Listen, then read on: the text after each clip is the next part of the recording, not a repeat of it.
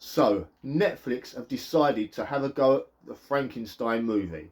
Now, Frankenstein, obviously, story about a mad scientist, Dr. Frankenstein, Dr. Victor Frankenstein, who decides he wants to play God and basically create life, bring life back. So, things that were dead, he wants to try and revitalise and make alive again.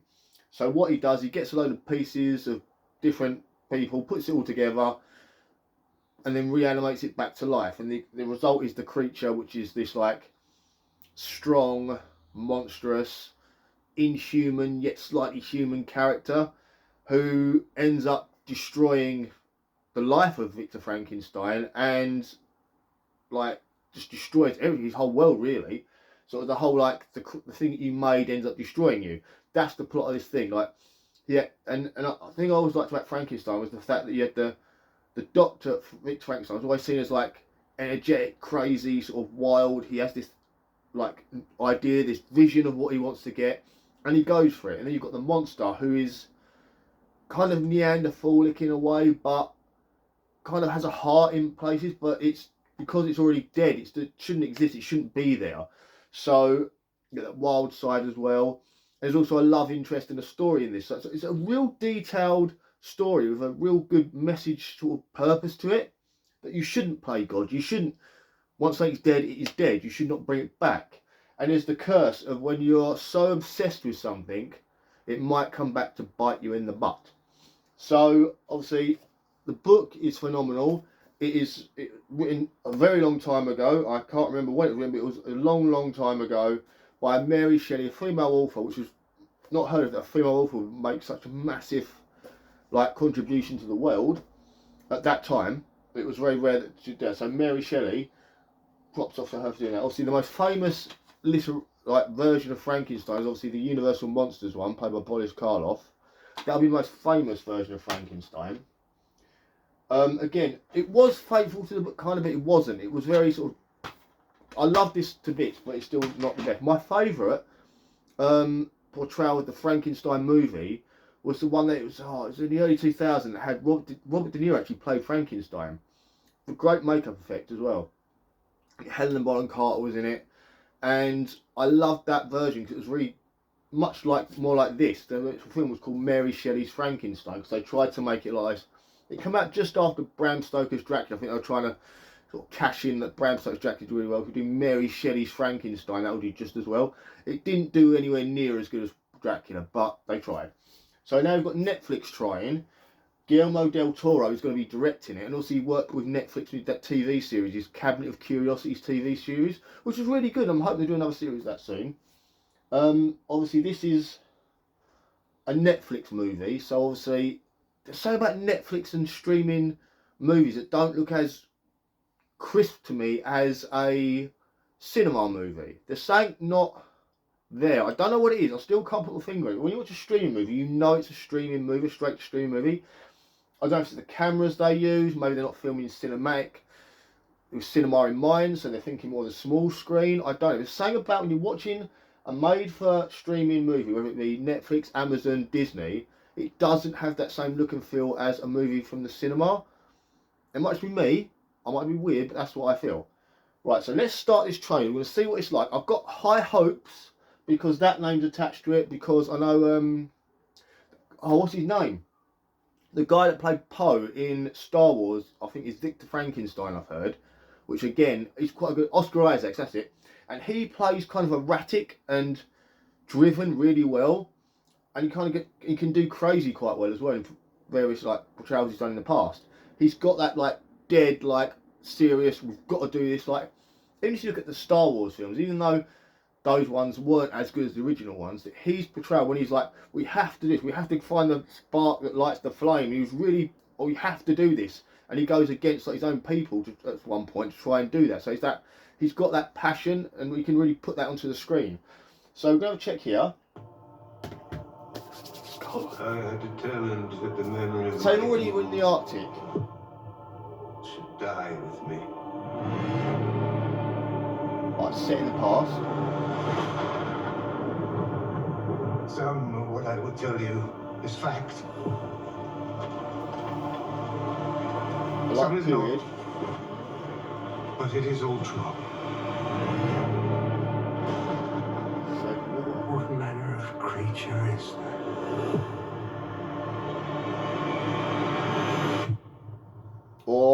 like that look. I like that. I did.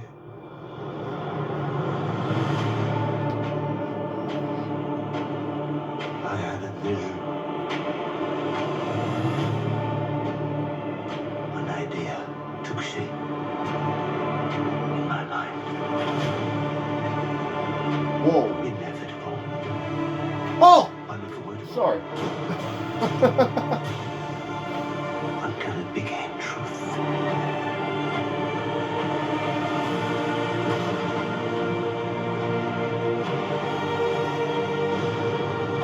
That's pretty. Oh, yeah, yeah, yeah.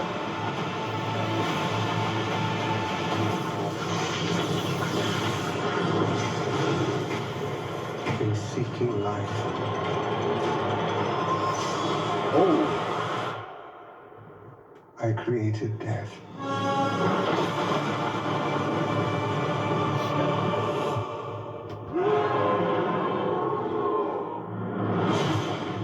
Oh, is that it? That's a creature. Whoa!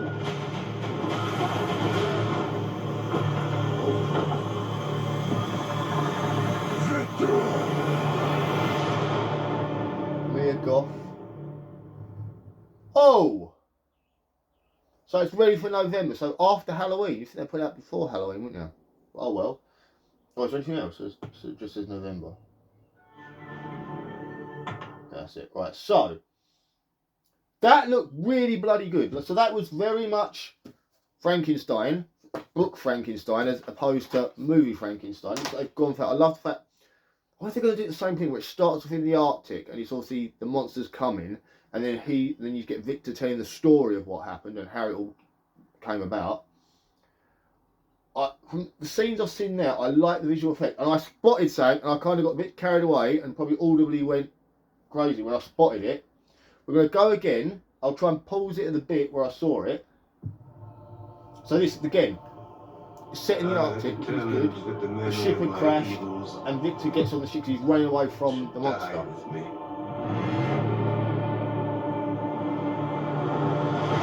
The look of this is great, right? That period piece look. Is fact. Some is not. So still seeing trying to explain to him that he can do it. They'll think he's nuts. He does it anyway. What manner of creature is that?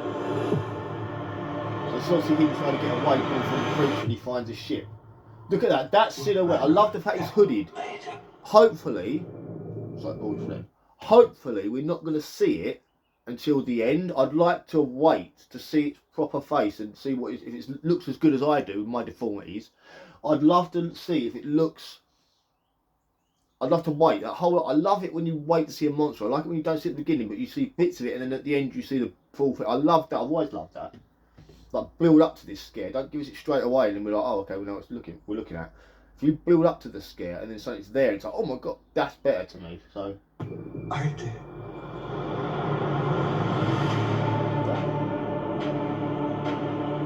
I had a vision. What? An idea took shape in my mind. So, let's go back a little bit. I'm sorry I've got this. I can't pause it and it goes clear. It's annoying me. It annoys me as well. Right, so back in here. So that is obviously like prototype. But it is all true. You see like half a man. He probably gets it to move his arms or something. What manner of creature is that?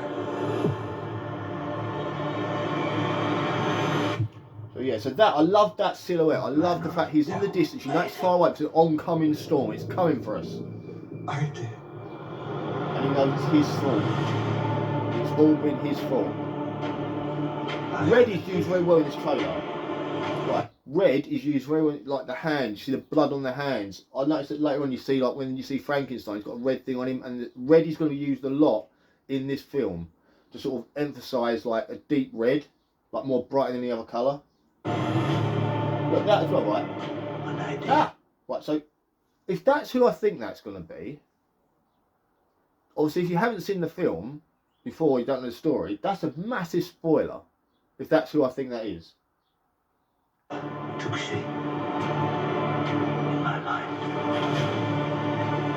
this image as well, all the frozen horses and everyone, like, obviously, I'm guessing the monster's gone through this lot and slaughtered everyone. The creature has literally slaughtered everyone here, and he maybe's on the trail of it. I don't know, but it looks like it's gone through and slaughtered because you see the frozen horse, people are dead there. Inevitable. Oh, that was the other thing I saw. Look, this is the bit that got me excited, right? So An idea took I shape paused it when I saw it, and I was like, oh! in my life. So frozen waste, so everything's shut there. Right there, if you can see that, that is the windmill, the famous windmill from the ending of that. If you haven't seen this, spoiler, they go up into that windmill at the end and it gets set on fire, and this is where the creature gets destroyed and the whole thing crumbles. But that is a very iconic symbol in all of horror, in all of like the Universal stuff. That windmill, and in fact they put it in the trailer, they put it just there, so it's kind of like, if you know, you know. I know. That's so good. Unavoidable. Yeah, see what I mean about red? Uncanny. Obviously Netflix is red as well. So you've got the deep greens, deep reds. I like that. Yeah, the green and red is really, look, the red here. The colour, green and red. Oh, it's glass, it's not glass, it's glass. Obviously the lightning brings it to life. Look at this. In seeking life,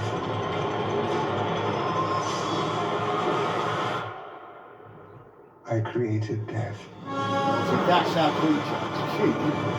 Big hulking. That roar is kind of like Kong. Kong crossed with, I want to say, a T-Rex. Kong and a T-Rex. I think how they made the T-Rex, I can't remember how they made T-Rex, but like, it's like a Kong roar.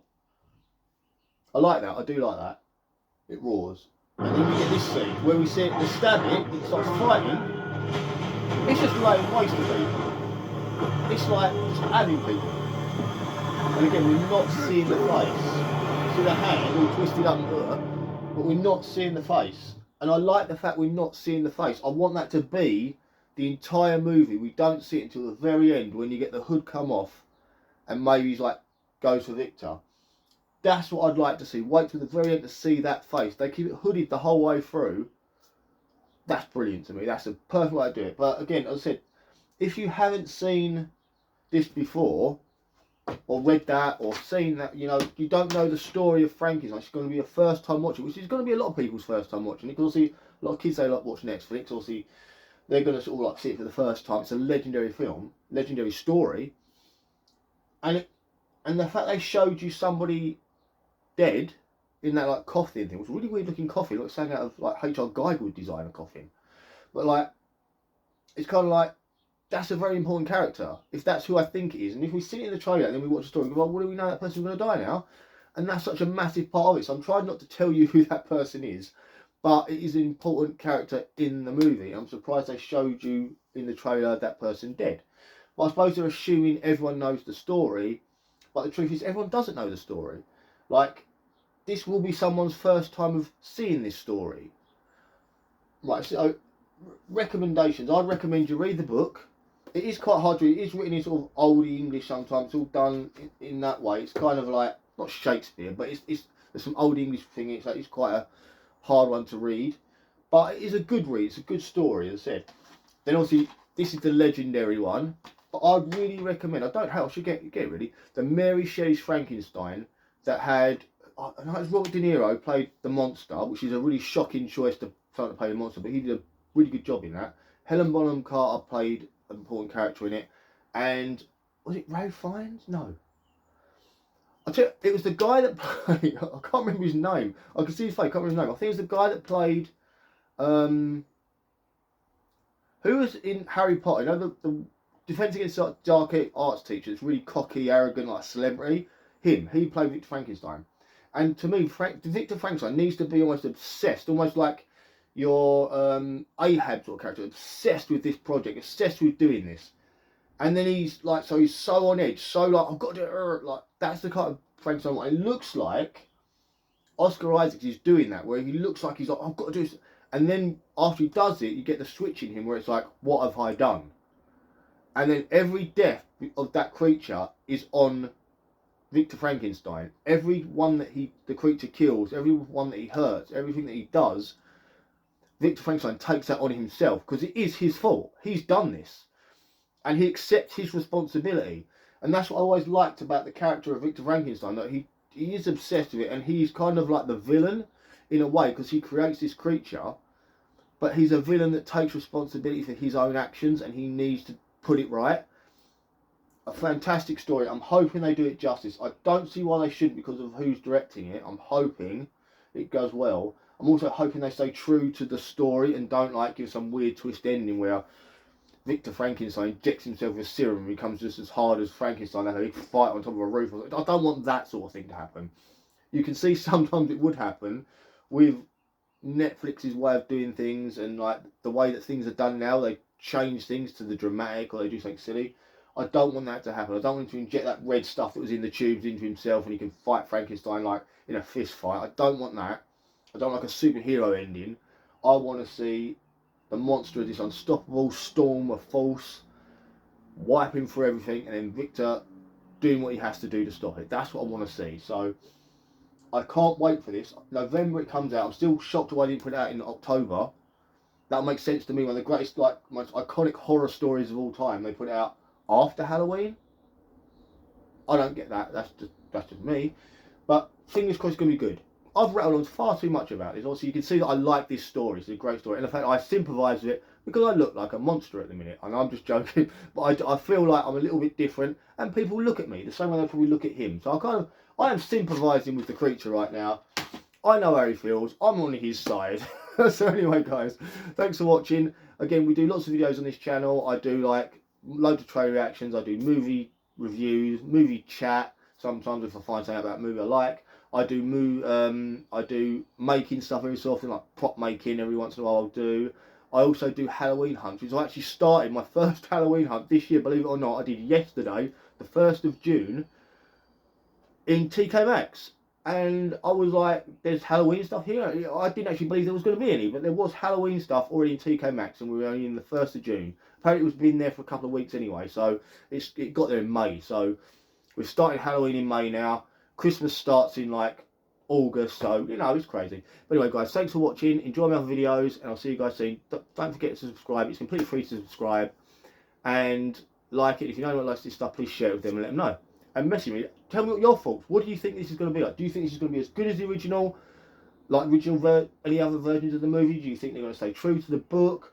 Do you think they're going to go mental and do something really crazy? Let me know what you think, yeah? And I'll see you guys soon. Have a good day. Bye.